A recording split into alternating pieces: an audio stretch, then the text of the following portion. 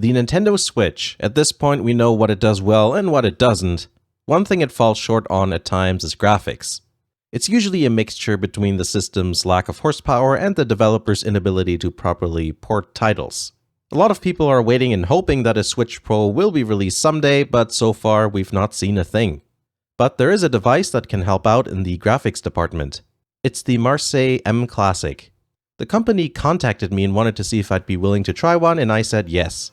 I have seen a few videos about it last year, so it's been on my radar. The mClassic is an HDMI upscaler, but it also applies anti-aliasing and sharpening. How good of a job it's doing is what we're going to find out today in this video. The results depend on the game.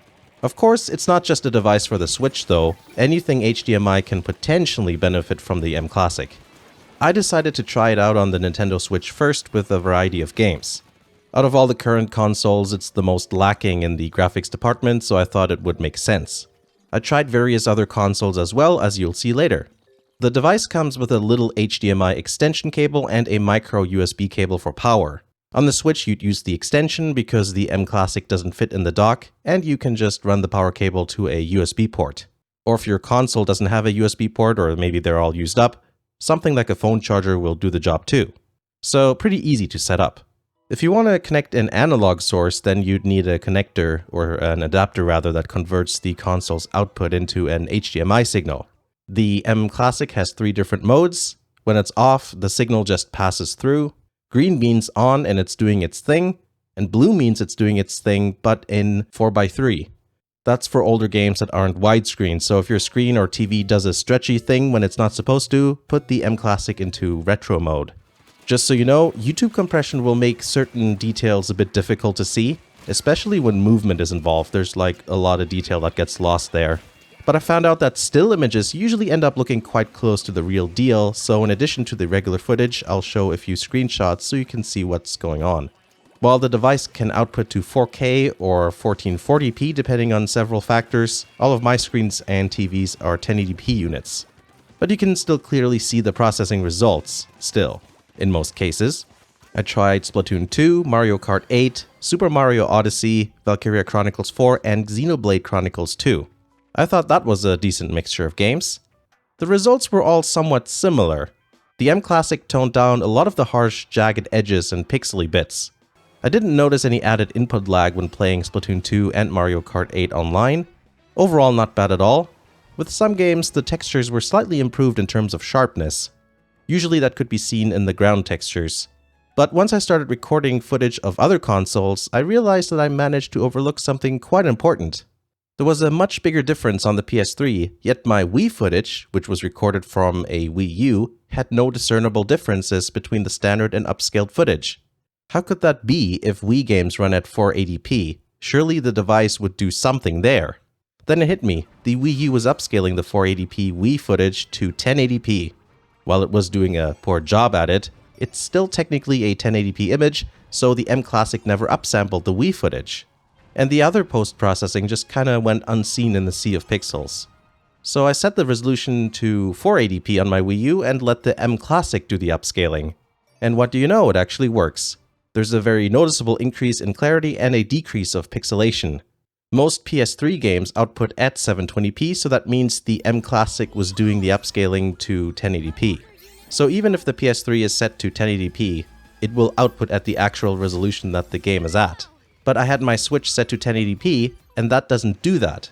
So even if the games run at a lower resolution, the Switch will send out a 1080p signal. So the mClassic wasn't doing any upscaling there, it was already getting its target resolution.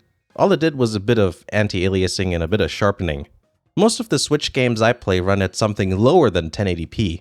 Some games change resolution dynamically while others don't. So I figured I should set the console to 720p and see if I get better results, because that is closer to many of the game's native resolution. And yes, it worked. Obviously, you wouldn't turn down the resolution on games that run at or close to 1080p. Games like Supermario Odyssey, Splatoon 2, and Valkyria Chronicles run well below 1080p, so setting the console's output to 720 is the way to go with those. I also should clarify that yes, I do know that Splatoon 2 is 1080p sometimes, like in the Plaza, but it's definitely lower than that when you're actually playing, which is the important point. For games like Mario Kart 8, which runs at 1080p, or Breath of the Wild, which runs at 900p, it's best to set the console to 1080p. So with that out of the way, let's talk about how the mClassic actually performs. From what I can tell, it seems to work really well with standard definition content, so basically everything below 720p. I think that's where it shines the most. Harsh pixel edges are smoothed out, and sometimes textures can end up looking a bit sharper. Skyward Sword and Mario Galaxy both benefited a lot from the upscaling. Going back to the normal image can be a bit jarring once you're used to the upscaled image. 720p content looks quite good as well. Obviously there's less of a difference because it's much closer to 1080p, but at 720 or higher there are certain, phenomena that can happen with the image, which we'll get into. On the Switch I found that the blurry text in Splatoon 2 was a bit sharper and nicer to read. I didn't notice any extra lag when playing online, and I even managed to win a bunch of matches.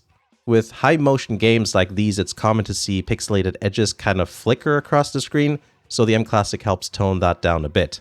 Supermario Odyssey also looks a bit better. It's really obvious how low res the game is, because Mario's outfit is red, and it contrasts quite heavily with the surroundings, and that's where you see the pixels. With the upscaler, it's smoother, even if a little bit soft to be honest, but I still think it's an overall improvement. Valkyria Chronicles 4 looks a lot better in my opinion. Character outlines are much more crisp and defined, it's easier to differentiate people and objects that are far away, and the map view looks a lot better. It doesn't have that pixel flickering effect, or at least not as much. With Mario Kart 8 I didn't notice any extra latency when playing online. I'm pretty sure I mentioned that, if not, well, here it is again. I played the HD remaster of Twilight Princess on the Wii U and there was barely any difference because the game was already running at 1080p, kind of similar to how Mario Kart 8 looks the same on the Switch, basically. I do think that the extra sharpening the mClassic adds can slightly exaggerate the image, so I personally would not use the mClassic in games that already have a vivid and high contrast look, especially with games that are already basically at the resolution you want to play them at. Another thing I wouldn't use it for is any kind of 2D game like 8 or 16-bit sort of stuff. It seems to try and soften a lot of the edges, so it's got this look as if some parts of the image was slightly out of focus. Things look good on the PS3 as well. In a way it's similar to the Switch since most games don't run at 1080p either here. The reduction of aliasing is a nice thing and the occasional textures being a bit sharper is a nice bonus. Compared to the Switch, I seem to have more games on the PS3 that lean towards a more realistic look rather than a cartoony appearance. Something I noticed with those is occasionally you'd get this blobby effect in specific situations. For example, in Red Dead Redemption, the top bit of the grass is blurry because it thins out at the top, and that's supposed to represent that. The mClassic turns that into a blob, which isn't ideal. That's some spontaneous impressionist art techniques right there. Whenever details become a bit too vague, the mClassic tends to round it off. On the PS4 I didn't notice that happening except once when playing Nier Automata. In the background, some of the windows in the skyscrapers were rounded off a bit. This can happen to text as well. On the PS3 version of Valkyria Chronicles, you can see that the original font has hard, crisp lines, but the mClassic rounds that off, so the font becomes a little bit undefined and wonky. If I came in with a project that had text looking like this, I could imagine my old typography teacher having a fit. But then again, it's not such a big deal if you focus on the gameplay, since the mClassic is usually doing an okay job at most things. But I guess that's the nature of upscaling. You're not going to get a, 100% awesome image. There's always going to be something that's not quite right. So overall, it mostly does seem to do a decent job. Standard definition games improve the most. Once you get to 720p and up, things are more game dependent, and there's potential of having strange artifacts introduced to the image. I'm mainly going to use it on the Switch and change the resolution on it between 720 and 1080, depending what I'm playing. I also want to use it on older systems on occasions where I'm playing them on LCD screens, since I can't connect all of them to my 36-inch Sony Trinitron CRT flat screen TV at the same time. So the mClassic definitely has its uses. In case you're wondering whether I'm going to record footage with this thing in the signal chain, the answer to that is going to be no on HD sources.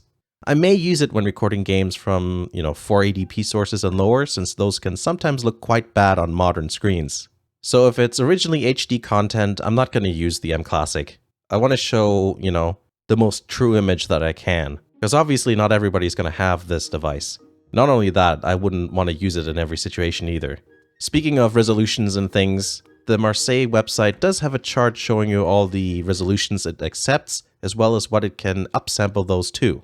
Not all can be upscaled to 4K, sometimes it only goes to 1080 or 1440p. So check the chart for more details there.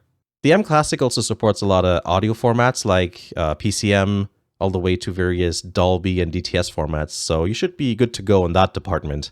So that's that. I tried covering a diverse set of usage scenarios, but if you have anything to add, please comment below and share your findings. Thank you very much to Marseille for sending me the mClassic. Thank you to all the Patreon supporters for, supporting the channel. Check out the Patreon page if you want to do the same. Links are in the description. Thanks for watching, and I'll see you again in the next video.